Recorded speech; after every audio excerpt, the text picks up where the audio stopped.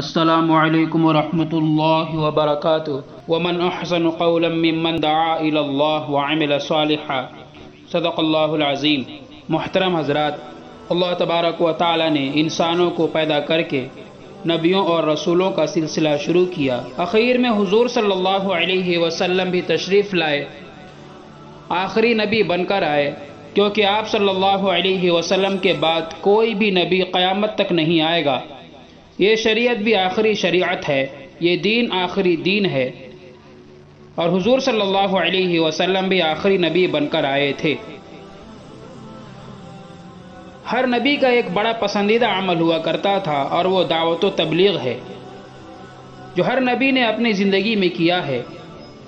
امت کو سمجھانا، راہ راست پر لانا، یہ تمام نبیوں کی زندگی کا مقصد رہا ہے، اور اللہ تبارک و تعالیٰ کے نبیوں کو بھیجنے کا مقصد ہی یہی تھا کہ نبی جا کر اپنی امت میں دعوت و تبلیغ کریں، جہنم کے راستے سے ڈرائیں اور جنت کے راستے کی طرف لائیں۔ محترم سامعین، میں آپ حضرات کے سامنے ایک بڑا ہی دلچسپ واقعہ بیان کرنے جا رہا ہوں۔ یہ واقعہ اس زمانے کا ہے جب حضرت مولانا الیاس صاحب رحمۃ اللہ علیہ نے ایک جماعت تیار کر کے تھانہ بھون کو روانہ کیا تھا۔ تھانہ بھون چھوڑیے، بلکہ اگر میں یہ کہوں کہ اس وقت میں دنیا کے سب سے بڑے عالم حضرت مولانا اشرف علی تھانوی صاحب رحمۃ اللہ علیہ تھانہ بھون میں موجود تھے، باحیات تھے، تو مولانا الیاس صاحب رحمۃ اللہ علیہ نے ایک جماعت کو تھانہ بھون کے لیے روانہ کیا۔ وہ جماعت تھانہ بھون پہنچی۔ سب سے پہلے اس جماعت نے وہاں کے محلے کی مسجد میں کام کیا۔ کام کرنے کے بعد جماعت خانقاہ آ گئی۔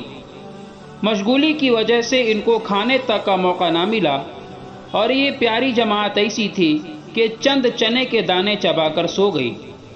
حسب معمول تہجد اور ذکر و شغل سے فراغت کے بعد فجر کی جماعت حضرت مولانا اقدس تھانوی رحمۃ اللہ علیہ کے پیچھے ادا کی۔ حضرت رحمۃ اللہ علیہ نے جماعت کو اپنے پاس بلایا اور جائزہ لیا۔ نماز کے بعد مولانا اشرف علی تھانوی صاحب رحمۃ اللہ علیہ نے فوراً جماعت کو بلایا۔ جماعت حاضر ہوئی اور دوسرے حضرات بھی بیٹھ گئے۔ پھر حضرت نے اہل مجلس سے فرمایا کہ تم میں سے کوئی ہے جو ان کو اس وقت چائے پلائے؟ مولانا نصیر احمد صاحب نے عرض کیا، حضرت مجھے اجازت دے دی جائے۔ فرمایا، خالص چائے نہیں، کچھ اور بھی اس کے ساتھ ہو۔ وہ تشریف لے گئے اور تھوڑی دیر کے بعد ایک دیگچی چائے بھری ہوئی لائی، اور ایک ٹوکرا بسکٹ تازہ تازہ لے کر آئے، اور 10 بڑے بڑے پیالے لے کر آئے۔ حضرت اشرف علی تھانوی صاحب رحمۃ اللہ علیہ نے فرمایا کہ تمام ساتھیوں کو بھر بھر کر دو، اور دسترخوان بچھا کر سارے بسکٹ ان کے سامنے ڈال دو تاکہ خوب سیر ہو کر کھا لیں۔ چنانچہ پیالے بھر بھر کر ہر ایک کے سامنے رکھے گئے اور بسکٹ بھی پھیلا دیے گئے، لیکن جماعت والوں نے ہاتھ نہ لگایا۔ مولانا اشرف علی تھانوی صاحب رحمۃ اللہ علیہ سمجھ گئے اور فرمایا، بھائیو مجھ سے غلطی ہو گئی، میں بالکل بھول گیا۔ تمہارا تو اصول یہ ہے کہ اپنا کھاتے ہو، اور میں خود بھی اصولی آدمی ہوں، اصولوں کا بڑا پابند ہوں، اور اصول کی پابندی کو لازم سمجھتا ہوں۔ یہ بہت ہی پسندیدہ صفت ہے کہ تم نے اپنے اصولوں کی پابندی کی۔ حضرت مولانا اشرف علی تھانوی صاحب رحمۃ اللہ علیہ نے پوچھا، اچھا یہ بتاؤ کہ مولانا الیاس نے دعوت قبول کرنے کا بھی کوئی اصول بتایا ہے؟ جماعت والوں نے عرض کیا کہ حضرت دعوت کرنے کا بھی اصول بتلایا ہے۔ مولانا صاحب رحمۃ اللہ علیہ نے پوچھا کہ اس کی کیا صورت ہے؟ جماعت کے امیر نے جواب دیا، جس کام کے لیے ہم نے گھر چھوڑا ہے وہ بھی اس میں وقت لگانے کا ارادہ کرے تو ہم دعوت دینے والے کی دعوت کو قبول کریں۔ مولانا تھانوی صاحب رحمۃ اللہ علیہ نے سوال کیا، کتنا وقت تم مانگتے ہو؟ امیر جماعت نے کہا، 3 چلہ۔ مولانا تھانوی رحمۃ اللہ علیہ نے کہا، اگر کوئی 3 چلہ نہ دے سکے تو؟ جماعت کے امیر صاحب نے کہا، کم از کم 1 چلہ دے دے۔ مولانا تھانوی صاحب رحمۃ اللہ علیہ نے کہا، اگر 1 چلہ بھی نہ دے سکے تو؟ جماعت کے امیر صاحب نے کہا کہ 20 دن کے لیے ہی نکل جائے۔ مولانا تھانوی صاحب رحمۃ اللہ علیہ کہنے لگے، اچھا کم سے کم کتنے وقت دینے پر دعوت قبول کرو گے؟ جماعت کے امیر صاحب نے کہا، 3 دن ہمارے ساتھ رہنے پر ہم دعوت دینے والے کی دعوت کو قبول کریں گے۔ مولانا تھانوی صاحب رحمۃ اللہ علیہ نے کہا اگر کوئی اتنا بھی وقت نہ لگا سکے تو؟ جماعت کے امیر صاحب نے کہا آخری حد یہ ہے کہ 24 گھنٹہ ہمارے ساتھ رہے تب ہم اس کی دعوت کو قبول کریں گے۔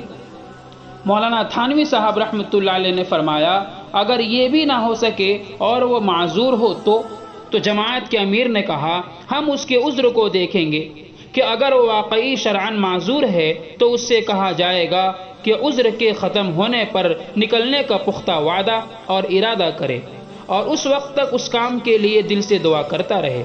حضرت رحمۃ اللہ علیہ نے جب امیر جماعت کی یہ بات سنی بہت خوش ہوئے۔ میرا جی چاہتا ہے کہ آپ لوگوں کی دعوت کروں، لیکن میں اس قدر معذور ہو چکا ہوں کہ گھر سے مسجد تک آنے جانے میں بھی دقت ہوتی ہے۔ یہ سن کر پوری جماعت رونے لگی اور امیر صاحب نے روتے ہوئے عرض کیا کہ حضرت جی نے ہم کو یہ اصول بتایا ہے کہ اہل اللہ کی دعوت بے عذر قبول کر لینا، کیونکہ ان کے دسترخوان کے سوکھے ٹکڑے بھی دنیا کی بڑی بڑی نعمتوں سے زیادہ قیمتی ہیں۔ مولانا الیاس صاحب رحمۃ اللہ علیہ کے ذکر کردہ اصول سن کر حضرت تھانوی رحمۃ اللہ علیہ باغ ہو گئے اور ایک وجد کی سی کیفیت طاری ہو گئی اور بار بار فرماتے رہے مولانا الیاس صاحب نے یاس کو آس سے بدل دیا، مولانا الیاس صاحب نے یاس کو آس سے بدل دیا، یعنی عوام میں دینی بیداری کی صورت ناکام دیکھ کر مایوس تھا، مگر جماعت کی اس ترتیب سے عوام الناس میں دینی بیداری اور نماز روزے کی پابندی کا رجحان پیدا ہوگا، لوگوں میں دینی مزاج پیدا ہونے کی امید ہو گئی۔ چنانچہ آپ کی امید آج پوری ہوتی دکھائی دے رہی ہے۔ حضرت رحمۃ اللہ علیہ نے فرمایا 4 وقت کھانے کی دعوت میری طرف سے قبول کر لو، 2 دوپہر کے اور 2 شام کے۔ اس کے بعد حضرت تھانوی رحمۃ اللہ علیہ پھر اہل مجلس کی طرف مخاطب ہو کر فرمانے لگے کسی کو یہ دیکھنا ہو کہ حضرات صحابہ رضی اللہ عنہم کیسے تھے تو ان لوگوں کو دیکھ لو۔ حضرت تھانوی رحمۃ اللہ علیہ کی زبان سے جو اپنے وقت کے محقق اور مجدد تھے، تبلیغی جماعت والوں کے لیے یہ کلمہ نکلنا حضرات صحابہ کیسے تھے ان کو دیکھ لو بہت اہم معنی رکھتا ہے۔ جن حضرات کو جماعت کے کام سے اطمینان نہیں، انشراح نہیں، وہ اپنے اکابرین اور مرشدین کے نظریات اور خیالات کا دل کی گہرائیوں سے جائزہ لیں۔ اس کے بعد حضرت تھانوی رحمۃ اللہ علیہ کے پوچھنے پر کہ کتنا قیام رہے گا، جماعت کے امیر نے کہا کہ مولانا الیاس صاحب رحمۃ اللہ علیہ نے کہا ہے 3 دن تھانہ بھون میں ٹھہرنا، لیکن حضرت کی طرف سے زیادہ دن ٹھہرنے کا حکم ہو تو پھر جتنا حضرت فرماویں اتنے دن ٹھہر جانا۔ حضرت اس کو سن کر اور بھی زیادہ خوش ہوئے اور فرمایا کہ اس قصبے میں 52 مسجدیں ہیں، اس لیے کم از کم 8 دن کا قیام چاہتا ہوں۔ جماعت نے بخوشی منظور کر لیا اور حضرت تھانوی صاحب رحمۃ اللہ علیہ نے بہت دعائیں دی۔ فرمایا اللہ رب العزت جس سے کام لینا چاہے لے لیتے ہیں۔ یہ کام مولانا محمد الیاس صاحب رحمۃ اللہ علیہ کے حصے میں آیا۔ یہ بہت ہی اونچا کام ہے اور مجھے امید ہے کہ اس کام سے امت کو فائدہ نفع ہوگا۔